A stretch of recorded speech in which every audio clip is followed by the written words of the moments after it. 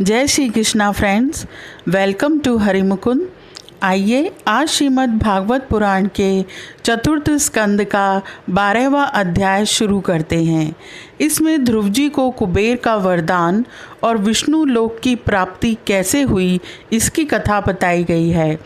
श्री मैत्रेय जी कहते हैं, विदुर जी, ध्रुव का क्रोध शांत हो गया है और वे यक्षों के वध से निवृत्त हो गए हैं। यह जानकर भगवान कुबेर वहां आए। उस समय यक्ष, चारण और किन्नर लोग उनकी स्तुति कर रहे थे। उन्हें देखते ही ध्रुव जी हाथ जोड़कर खड़े हो गए। तब कुबेर ने कहा, क्षत्रिय कुमार, तुमने अपने दादा के उपदेश से ऐसा दुस्तज्य वैर त्याग दिया, इससे मैं तुम पर बहुत प्रसन्न हूँ। वास्तव में न तुमने यक्षों को मारा है और न यक्षों ने तुम्हारे भाई को। समस्त जीवों की उत्पत्ति और विनाश का कारण तो एकमात्र काल ही है। यह मैं तू आदि मिथ्या बुद्धि तो जीव को अज्ञानवश स्वप्न के समान शरीर आदि को ही आत्मा मानने से उत्पन्न होती है। इसी से मनुष्य को बंधन एवं दुख आदि विपरीत अवस्थाओं की प्राप्ति होती है। ध्रुव, अब तुम जाओ, भगवान तुम्हारा मंगल करें। तुम संसार पाश से मुक्त होने के लिए सब जीवों में समदृष्टि रखकर सर्वभूतात्मा भगवान श्री हरि का भजन करो। वे संसार पाश का छेदन करने वाले हैं तथा संसार की उत्पत्ति आदि के लिए अपनी त्रिगुणात्मिका माया शक्ति से युक्त होकर भी वास्तव में उससे रहित हैं। उनके चरण कमल ही सबके लिए भजन करने योग्य हैं। प्रियवर, हमने सुना है तुम सर्वदा भगवान कमलनाभ के चरण कमलों के समीप रहने वाले हो, इसलिए तुम अवश्य ही वर पाने योग्य हो। तुम्हें जिस वर की इच्छा हो मुझसे निसंकोच एवं निशंक होकर मांग लो। श्री मैत्रेय जी कहते हैं, विदुर जी, यक्षराज कुबेर ने जब इस प्रकार वर मांगने के लिए आग्रह किया, तब महामती ध्रुव जी ने उनसे यही मांगा कि मुझे श्री हरि की अखंड स्मृति बनी रहे, जिससे मनुष्य सहज ही दुस्तर संसार सागर को पार कर जाता है। इडविडा के पुत्र कुबेर जी ने बड़े प्रसन्न मन से उन्हें भगवत स्मृति प्रदान की। फिर उनके देखते ही देखते वे अंतर्ध्यान हो गए। इसके पश्चात ध्रुव जी भी अपनी राजधानी को लौट आए। वहाँ रहते हुए उन्होंने बड़ी बड़ी दक्षिणा वाले यज्ञों से भगवान यज्ञ पुरुष की आराधना की। भगवान ही द्रव्य, क्रिया और देवता संबंधी समस्त कर्म और उसके फल हैं तथा वे ही कर्म फल के दाता भी हैं। सर्वोपाधि शून्य सर्वात्मा प्रबल वेग युक्त भक्ति भाव रखते हुए ध्रुव जी अपने में और समस्त प्राणियों में सर्वव्यापक श्री हरि को ही विराजमान देखने लगे। ध्रुव जी बड़े ही शील संपन्न, ब्राह्मण भक्त, दीन वत्सल और धर्म मर्यादा के रक्षक थे। उनकी प्रजा उन्हें साक्षात पिता के समान मानती थी। इस प्रकार तरह तरह के ऐश्वर्य भोग से, पुण्य का और भोगों के त्याग पूर्वक यज्ञ आदि कर्मों के अनुष्ठान से पाप का क्षय करते हुए उन्होंने 36,000 वर्ष तक पृथ्वी का शासन किया। जितेंद्रिय महात्मा ध्रुव ने इसी तरह अर्थ, धर्म और काम के संपादन में बहुत से वर्ष बिताकर अपने पुत्र उत्कल को राज सिंहासन सौंप दिया। इस संपूर्ण दृश्य प्रपंच को अविद्या रचित स्वप्न और गंधर्व नगर के समान माया से अपने में ही कल्पित मानकर और यह समझकर कि शरीर, स्त्री, पुत्र, मित्र, सेना, भरा पूरा खजाना, जनाने महल, सुरम्य विहार भूमि और समुद्र पर्यंत भूमंडल का राज्य, ये सभी काल के गाल में पड़े हुए हैं। वे बद्रिकाश्रम को चले गए। वहाँ उन्होंने पवित्र जल में स्नान कर इंद्रियों को शांत किया। फिर स्थिर आसन से बैठकर प्राणायाम द्वारा वायु को वश में किया। तदंतर मन के द्वारा इंद्रियों को बाह्य विषयों से हटाकर मन को भगवान के स्थूल विराट स्वरूप में स्थिर कर दिया। उसी विराट रूप का चिंतन करते करते वे अंत में ध्याता और ध्येय के भेद से शून्य निर्विकल्प समाधि में लीन हो गए और उस अवस्था में विराट रूप का भी परित्याग कर दिया। इस प्रकार भगवान श्री हरि के प्रति निरंतर भक्ति भाव का प्रवाह चलते रहने से उनके नेत्रों में बार बार आनंद आश्रुओं की बाढ़ सी आ जाती थी। इससे उनका हृदय द्रवीभूत हो गया और शरीर में रोमांच हो आया। फिर देह अभिमान गलित हो जाने से उन्हें मैं ध्रुव हूँ इसकी स्मृति भी न रही। इसी समय ध्रुव जी ने आकाश से एक बड़ा ही सुंदर विमान उतरते देखा। वह अपने प्रकाश से 10 दिशाओं को आलोकित कर रहा था, मानो पूर्णिमा का चंद्र ही उदय हुआ हो। उसमें 2 श्रेष्ठ पार्षद गदाओं का सहारा लिए खड़े थे। उनकी 4 भुजाएं थीं, सुंदर श्याम शरीर था, किशोर अवस्था थी और अरुण कमल के समान नेत्र थे। वे सुंदर वस्त्र, किरीट, हार, भुजबंद और अति मनोहर कुंडल धारण किए हुए थे। उन्हें पुण्य श्लोक श्री हरि के सेवक जान ध्रुव जी हड़बड़ाहट में पूजा आदि का क्रम भूलकर सहसा खड़े हो गए और ये भगवान के पार्षदों में प्रधान हैं, ऐसा समझकर उन्होंने श्री मधुसूदन के नामों का कीर्तन करते हुए उन्हें हाथ जोड़कर प्रणाम किया। ध्रुव जी का मन भगवान के चरण कमलों में तल्लीन हो गया और वे हाथ जोड़कर बड़ी नम्रता से सिर नीचा किए खड़े रहे।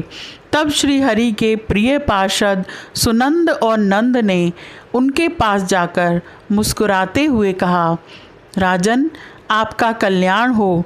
आप सावधान होकर हमारी बात सुनिए। आपने 5 वर्ष की अवस्था में ही तपस्या करके सर्वेश्वर भगवान को प्रसन्न कर लिया था। हम उन्हीं भगवान विष्णु के सेवक हैं और आपको भगवान के धाम में ले जाने के लिए यहाँ आए हैं। आपने अपनी भक्ति के प्रभाव से विष्णु लोक का अधिकार प्राप्त किया है, जो औरों के लिए बड़ा दुर्लभ है। परम ज्ञानी सप्त ऋषि भी वहाँ तक नहीं पहुँच सकते। वे नीचे से केवल उसे देखते रहते हैं। सूर्य और चंद्रमा आदि ग्रह, नक्षत्र एवं तारागण भी उसकी प्रदक्षिणा किया करते हैं। चलिए, आप उसी विष्णु धाम में निवास कीजिए। आज तक आपके पूर्वज तथा और कोई भी उस पद पर कभी नहीं पहुंच सके। भगवान विष्णु का वह परम धाम सारे संसार का वंदनीय है। आप वहां चलकर विराजमान हों। आयुष्मान, यह श्रेष्ठ विमान पुण्य श्लोक शिखामणि श्री हरि ने आपके लिए ही भेजा है। आप इस पर चढ़ने योग्य हैं। श्री मैत्रेय जी कहते हैं, भगवान के प्रमुख पार्षदों के ये अमृतमय वचन सुनकर परम भागवत ध्रुव जी ने स्नान किया। फिर संध्या वंदनादि नित्य कर्म से निवृत्त हो मांगलिक अलंकार आदि धारण किए। बद्रिकाश्रम में रहने वाले मुनियों को प्रणाम करके उनका आशीर्वाद लिया। इसके बाद उस श्रेष्ठ विमान की पूजा और प्रदक्षिणा की और पार्षदों को प्रणाम कर सुवर्ण के समान कांतिमान दिव्य रूप धारण कर उस पर चढ़ने को तैयार हुए। इतने में ही ध्रुव जी ने देखा कि काल मूर्तिमान होकर उनके सामने खड़ा है। तब वे मृत्यु के सिर पर पैर रखकर उस समय अद्भुत विमान पर चढ़ गए। उस समय आकाश में मृदंग और ढोल आदि बाजे बजने लगे। श्रेष्ठ गंधर्व गान करने लगे और फूलों की वर्षा होने लगी। विमान पर बैठकर ध्रुव जी ज्यों ही भगवान के धाम को जाने के लिए तैयार हुए, त्यों ही उन्हें अपनी माता सुनीति का स्मरण हो आया। वे सोचने लगे, क्या मैं बेचारी माता को छोड़कर अकेला ही दुर्लभ वैकुंठ धाम को जाऊंगा? नंद और सुनंद ने ध्रुव के हृदय की बात जानकर उन्हें दिखलाया कि देवी सुनीति आगे आगे दूसरे विमान पर जा रही हैं। उन्होंने क्रमशः सूर्य आदि सभी ग्रह देखे। मार्ग में जहाँ तहाँ विमानों पर बैठे हुए देवता उनकी प्रशंसा करते हुए फूलों की वर्षा करते जाते थे। उस दिव्य विमान पर बैठकर ध्रुव जी त्रिलोकी को पार कर सप्त ऋषि मंडल से भी ऊपर भगवान विष्णु के नित्य धाम में पहुँचे। इस प्रकार उन्होंने अविचल गति प्राप्त की। यह दिव्य धाम अपने ही प्रकाश से प्रकाशित है। इसी के प्रकाश से तीनों लोग प्रकाशित हैं। इसमें जीवों पर निर्दयता करने वाले पुरुष नहीं जा सकते। यहाँ तो उन्हीं की पहुँच होती है जो दिन रात प्राणियों के कल्याण के लिए शुभ कर्म ही करते रहते हैं, जो शांत समदर्शी शुद्ध और सब प्राणियों को प्रसन्न करने वाले हैं तथा भगवत भक्तों को ही अपना एकमात्र सच्चा प्रिय मानते हैं। ऐसे लोग सुगमता से ही इस भगवत धाम को प्राप्त कर लेते हैं। इस प्रकार उत्तानपाद के पुत्र भगवत परायण श्री ध्रुव जी तीनों लोकों के ऊपर उसकी निर्मल चूड़ामणि के समान विराजमान हुए। जिस प्रकार दाएं चलाने के समय खम्भे के चारों ओर बैल घूमते हैं, उसी प्रकार यह गंभीर वेग वाला ज्योतिष चक्र उस अविनाशी लोक के आश्रय ही निरंतर घूमता रहता है। उसकी महिमा देखकर देवर्षि नारद ने प्रचेताओं की यज्ञशाला में वीणा बजाकर ये 3 श्लोक गाए थे। नारद जी ने कहा था, इसमें संदेह नहीं, पति परायणा सुनीति के पुत्र ध्रुव ने तपस्या द्वारा अद्भुत शक्ति संचित करके जो गति पाई है, उसे भागवत धर्मों की आलोचना करके वेदवादी मुनिगण भी नहीं पा सकते। फिर राजाओं की तो बात ही क्या है। वे 5 वर्ष की अवस्था में ही सौतेली माता के बाग बाणों से मर्माहत होकर दुखी हृदय से वन में चले गए और मेरे उपदेश के अनुसार आचरण करके ही उन अजय प्रभु को जीत लिया, जो केवल अपने भक्तों के गुणों से ही वश में होते हैं। ध्रुव जी ने तो 5-6 वर्ष की अवस्था में कुछ दिनों की तपस्या से ही भगवान को प्रसन्न करके उनका परम पद प्राप्त कर लिया, किंतु उनके अधिकृत किए हुए इस पद को भूमंडल में कोई दूसरा क्षत्रिय क्या वर्षों तक तपस्या करके भी पा सकता है। श्री मैत्रेय जी कहते हैं, विदुर जी, तुमने मुझसे उदार कीर्ति ध्रुव जी के चरित्र के विषय में पूछा था, सो मैंने तुम्हें वह पूरा का पूरा सुना दिया। साधुजन इस चरित्र की बड़ी प्रशंसा करते हैं। यह धन, यश और आयु की वृद्धि करने वाला परम पवित्र और अत्यंत मंगलमय है। इससे स्वर्ग और अविनाशी पद भी प्राप्त हो सकता है। यह देवत्व की प्राप्ति कराने वाला बड़ा ही प्रशंसनीय और समस्त पापों का नाश करने वाला है। भगवत भक्त ध्रुव के इस पवित्र चरित्र को जो श्रद्धापूर्वक बार बार सुनते हैं, उन्हें भगवान की भक्ति प्राप्त होती है, जिससे उनके सभी दुखों का नाश हो जाता है। इसे श्रवण करने वालों को शील आदि गुणों की प्राप्ति होती है।